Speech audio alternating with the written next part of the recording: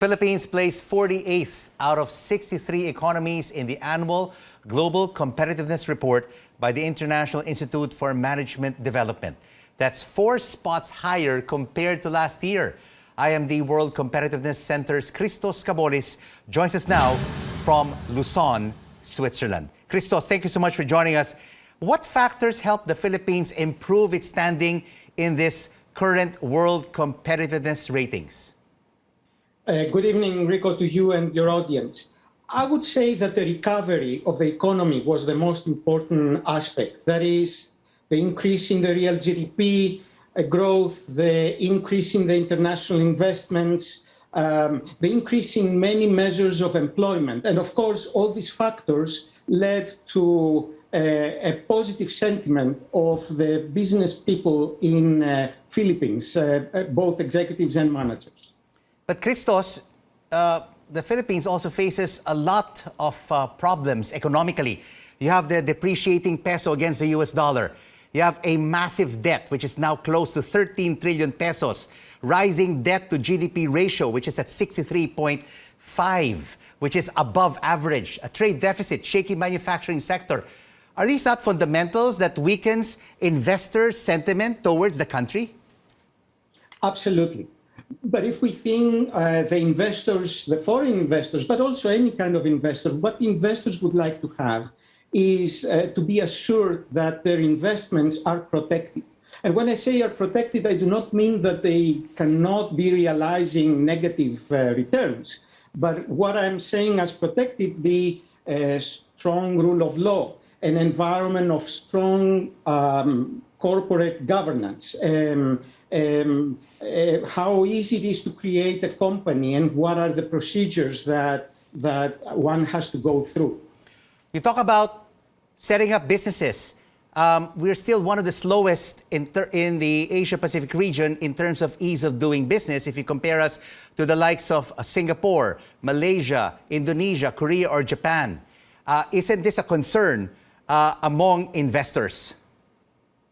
It is a concern because, as we know, time and especially making plans, business plans, which are as close to what actually happens is very, very important.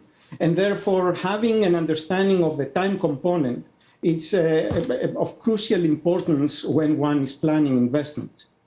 And do investors have concerns as the country transitions to a new administration? And what are the reforms or initiatives that foreign investors want to see under the new Marcos administration?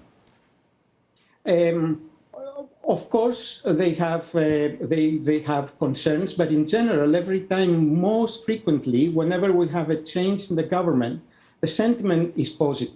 We do not capture that in our current ranking because we ran our survey before the May 9th election. But nevertheless, even the building up towards the election may have had some kind of a positive aspect. I think that the general community, foreign community, but also people in the Philippines would like to see some short-run and some long-run changes that will essentially build the economy of the future. And with respect to the short-run changes, you mentioned some of them.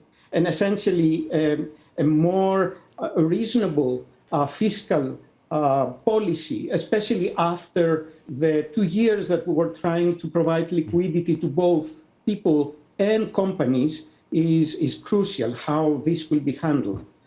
So the Philippines is currently placed 48th out of 63 economies.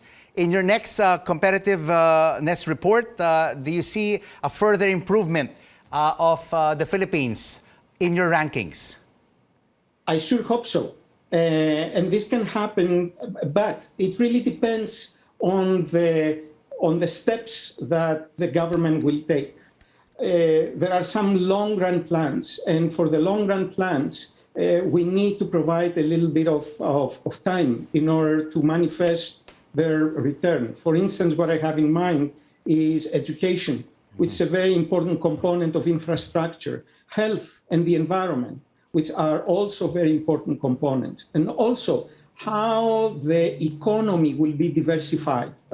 You mentioned earlier pretty much the dependence of the Philippines on international trade, both with respect to how many entities Philippines is trading with, but also with respect to the number of products. So if the new government tries to initiate steps on improving on these dimensions, then I'm sure that in the long run, positive results are going to emerge.